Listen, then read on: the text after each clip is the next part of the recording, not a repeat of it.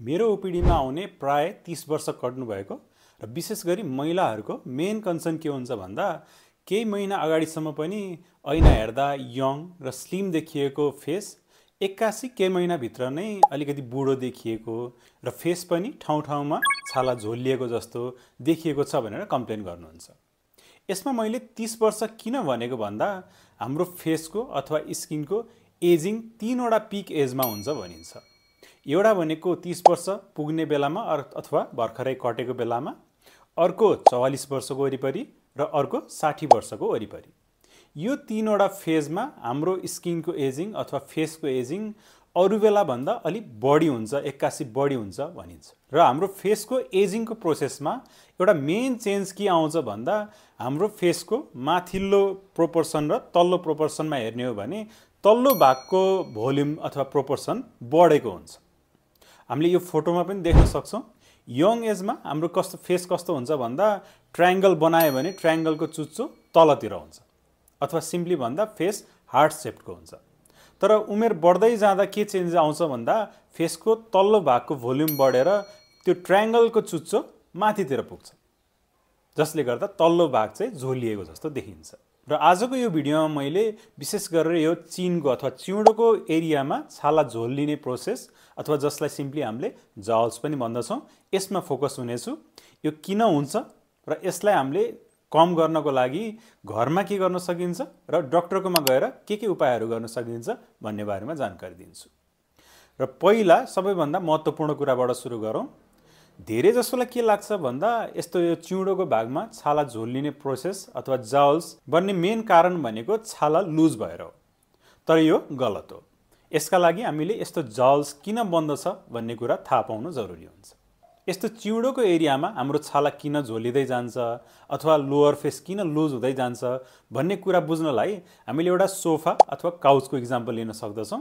जसरी एउटा नयाँ सोफा पुरानो हुँदै जाँदा त्यसभित्रको काठ, त्यसमाथिको कुसन र माथि भएको कपडा अथवा लेदर खिँदै जान्छ र त्यो सोफा पुरानो लत्रेको जस्तो देखिन थाल्छ।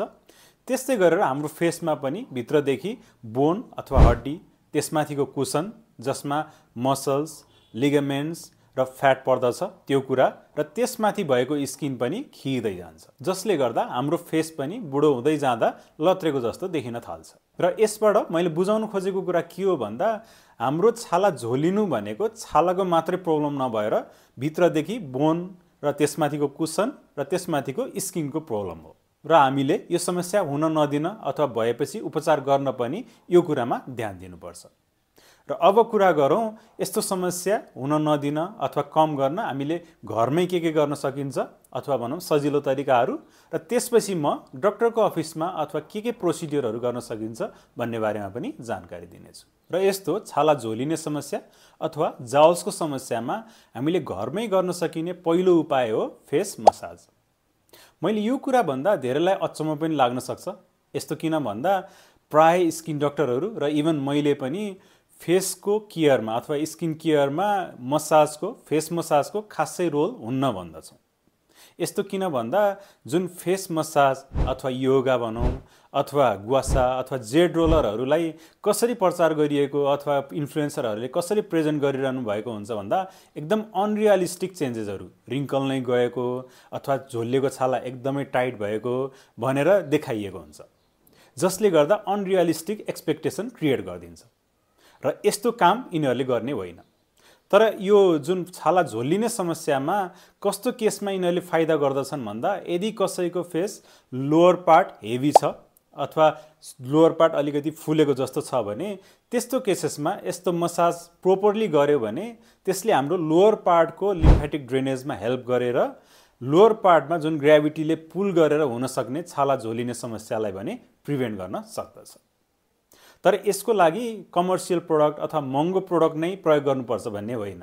इभन सिम्पल एउटा चम्चा अथवा स्पुन अथवा अरू कुनै टुल्सले पनि यो गर्न सकिन्छ।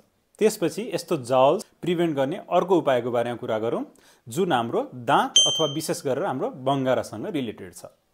हामीले अघि जसरी बोन अथवा लिगामेन्ट्सहरूको कारणले गर्दा छाला झोलिन सक्छ भन्यौँ, सिमिलर वेमा यदि कसैले यो पार्टको अथवा बङ्गाराको दाँत निकाल्नु भएको छ र त्यसमा कुनै इम्प्लान्टहरू अथवा दाँत भर्नु भएको छैन भने यसले गर्दा पनि यो हाम्रो चिनको यो भागमा छाला झोलिने समस्या अथवा खाल्डो परेर हलो देखिने समस्या आउन सक्छ।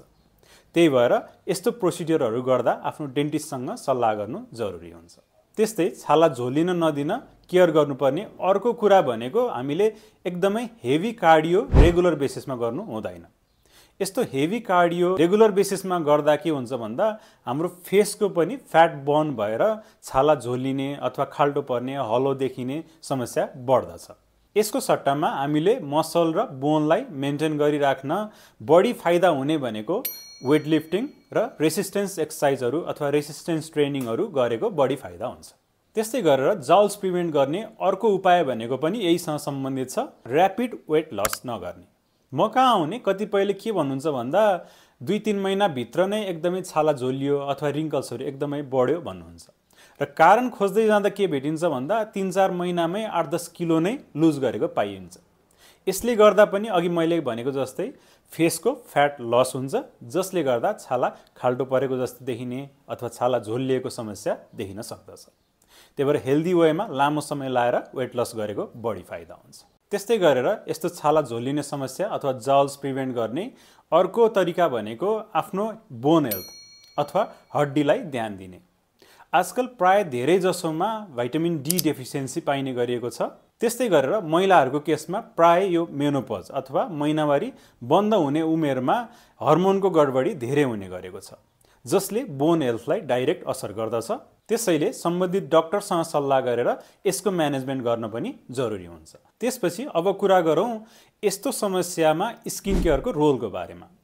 प्रायले यस्तो समस्या देखिसकेपछि डेस्परेट भएर महँगो कोलाजेन क्रिमहरू कहिलेकाहीँ कस्मेटिक पसलमा गएर अथवा कसैले विदेशबाटै मगाएर प्रयोग गरिरहनु भएको हुन्छ, तर प्रायमा रिजल्ट भने आउँदैन।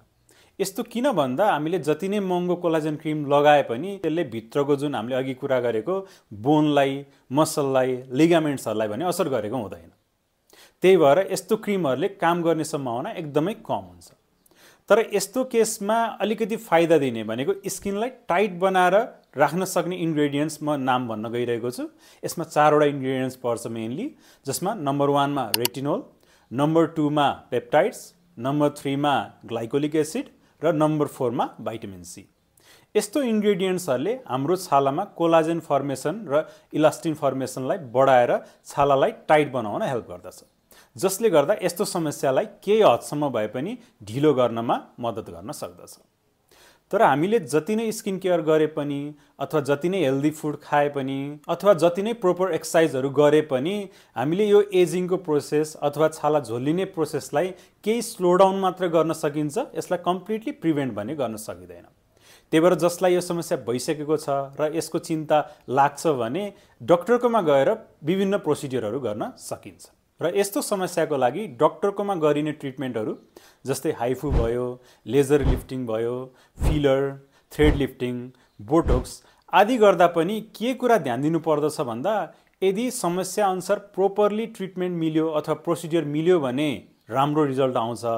त्यस्तै कहिलेकाहीँ प्रोसिडियर मिलेन भने भएको समस्या झनै बढ्ने, पछि गएर झनै बढ्ने अथवा सिभियर हुने चान्सेस पनि रहन्छ। त्यही भएर आफूले कुनै प्रोसिडियर गर्दा के गरिरहेको छु र किन गरिरहेको छु भन्ने कुरा बुझ्न जरुरी हुन्छ। यसको सिम्पल इक्जाम्पलको लागि अहिले एकदमै पपुलर भइरहेको हाइफूको बारेमा कुरा गरौँ। आजकल धेरै जसोले हाइफू गरिरहनु भएको हुन्छ र हाइफू गर्नुभएको धेरै जसोको एक्सपिरियन्स सुनियो भने कसैले यसले कामै नगरेको जस्तो वा कसैले भएको भन्दा पनि प्रब्लम झन् बढेको जस्तो, छाला झन् लुज भएको पनि बताउनुहुन्छ। यस्तो किन हुन्छ भन्ने बुझ्नको लागि हामीले पहिला हाइफू भनेको के हो र यसले कसरी काम गर्छ भन्ने कुरा बुझ्न जरुरी हुन्छ। हाइफूमा प्रयोग हुने अल्ट्रासाउन्ड वेव्सहरूले विशेष गरेर 2टा मेकानिजमबाट काम गर्छ। एउटा भनेको यसले हाम्रो स्किनमा इलास्टिन र कोलाजेनको मात्रा बढाएर स्किनलाई टाइट गर्न हेल्प गर्छ। त्यस्तै गरेर यसको अर्को मेकानिजम भनेको यसले फ्याट सेल्सलाई डिस्ट्रोय गरेर अथवा बोसोलाई पगालेर काम गर्दछ। त्यसैले यदि यो गरेको मिलेन भने हामीले चाहेको भन्दा उल्टो रिजल्ट आइदिन सक्छ। भन्नुको मतलब यदि कम इन्टेन्सिटीमा गरियो भने रिजल्ट नै देखिँदैन। त्यस्तै गरेर यदि हाई इन्टेन्सिटीमा गरियो भने फ्याट सेल्सहरू अथवा बोसो बढी ड्यामेज भएर झन् भएको भन्दा पनि छाला झोलिने अथवा खाल्डो पर्ने समस्या पनि देखिन सक्दछ। त्यही भएर यस्तो प्रोसिडियरहरू जहिले पनि एक्सपर्टकोमा गर्न जरुरी हुन्छ। त्यस्तै गरेर यो कुरा रेडियो फ्रिक्वेन्सी डिभाइसहरूमा पनि लागू हुन्छ। जस्तै इक्जाम्पलको लागि माइक्रोनिडलिङ विथ रेडियो फ्रिक्वेन्सी अथवा MNRF मेसिन्सहरू, यी मेसिनहरू पनि हाम्रो यो जाउल्सको लागि प्रयोग गर्न सकिन्छ। तर यसमा पनि इन्टेन्सिटी मिलेन भने फ्याट सेल्सहरू बढी डिस्ट्रोय हुन सक्दछ। त्यही भएर यो पनि एक्सपर्टकोमा मात्रै गर्नुपर्दछ। त्यस्तै गरेर अहिले रिसेन्टली नयाँ आएको यस्तो समस्याको लागि नयाँ आएको ट्रिटमेन्ट भनेको लेजर लिफ्टिङ हो, जुन अहिले एकदमै पपुलर भइरहेको छ। यसको त्यस्तो साइड इफेक्ट्सहरू एकदमै कम हुने गर्दछ र यसको इमिडिएट इफेक्ट्सहरू देखिने भएको हुनाले पपुलर बढी हुँदै गइरहेको छ।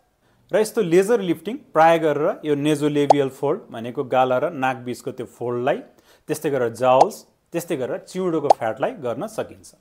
र यो सेवा हाम्रो रेवा स्किन एन्ड हेयर क्लिनिकमा पनि उपलब्ध छ। त्यस्तै यस्तो समस्यामा गरिने अर्को ट्रिटमेन्ट भनेको फिलर। फिलरलाई सरल भाषामा बुझ्नु पर्दा यसको काम भनेको भर दिने हो। यदि खाल्टो परेको अथवा हलो भएको ठाउँमा यसलाई प्रोपर ठाउँमा भरियो भने यसले राम्रो रिजल्ट देखाउँदछ।